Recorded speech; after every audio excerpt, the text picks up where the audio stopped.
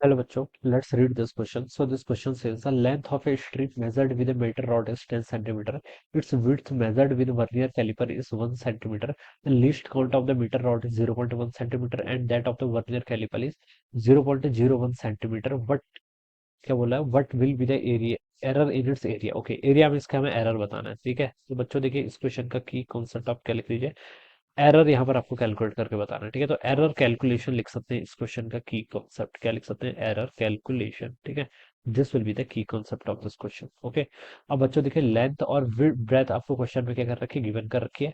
आपको एरर बताना है इसके एरिया में। एरिया को देखिए हम क्या लिखते हैं? आपका लेंथ इंटू ब्रेथ के इक्वल लिखते हैं। ठीक है, और यहाँ पर से देखिए हमें एरर फाइंड आउट करना पड़ता है। देखिए हम एरर कैसे फाइंड आउट करते हैं? तो आपका delta A by A is equal to कितना होगा? आपका delta L by L plus आपका डेल्टा बी बाई बी के इक्वल हो जाएगा। ठीक है, ये आपका एरर होता है। हमें परसेंटेज में बताना है तो आप इस पूरी टर्म को 100 से मल्टीप्लाई कर लो। तो ये आपका देखिए इतना जो होता है ये आपका फ्रैक्शनल एरर होता है। इंटू 100 कर देंगे तो ये किसमें कन्वर्ट हो जाएगा? आपका परसेंटेज एरर में। ठीक है, ये आया कहाँ से? देखिए इस पूरे टर्म में देखिए आप क्या कर लीजिए? एल एन लगा लीजिए। L N equal to L N L B हो जाएगा। फिर आप उसको क्या कर लीजिए? डिफरेंशिएट कर लीजिए तो आप यहाँ से ये एक्सप्रेशन आएगा। ये तो इजी है। ठीक है, तो इसको हम सॉल्व कर सकते हैं। यहाँ पर से देखिए आप ये आपका इतना आ जाएगा। ठीक है, अब बच्चों देखिए यहाँ पर हम वैल्यू पुट कर देते हैं। क्वेश्चन में देखिए लेंथ क्या बोल रखा है? Length of a strip measured with metre rod. Metre rod से मेजर कर रहे हैं 10 सेंटीमीटर के इक्वल है। ठीक है, ये डेल्टा एल बच्चों के आपका दिस इज द एरर। ये इतना एरर आ सकता है। ये किसके इक्वल होगा? लीस्ट काउंट के इक्वल होगा। हम देखिए लेंथ को मीटर रॉड से मेजर कर रहे हैं। मीटर रॉड की लीस्ट काउंट कितनी? 0.1 सेंटीमीटर। ठीक है, तो डेल्टा एल यहाँ से कितना आ जाएगा? 0.1 centimetre divided by total length कितनी थी? 10 सेंटीमीटर। तो नीचे कितना आएगा? 10 सेंटीमीटर। सेंटीमीटर से सेंटीमीटर आपका कैंसिल हो गया। ठीक है, प्लस। ठीक है, एरर है और एरर ऑलवेज एडिटिव होता है इसलिए प्लस किया है। डेल्टा बी देखिए क्या आएगा? डेल्टा बी यहाँ पर देखिए, डेल्टा बी की आपकी ये this is the least count किसकी? हम विड्थ देखिए किससे मेजर कर रहे हैं? वर्नियर कैलिपर से।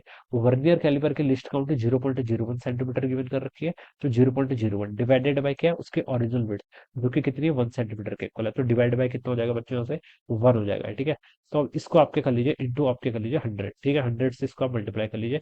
तो ये देखिए बच्चों कितना आएगा? 0.1 बाई 1 करूंगा, 0.1 बाय 10 करूंगा तो 0.01 तो यहाँ से आ गया। प्लस आपका 0.01 यहाँ से आएगा। इंटू क्या कर लेंगे आप यहाँ से? 100% के इक्वल। ठीक है, तो ये देखिए आपका कितना आ रहा है?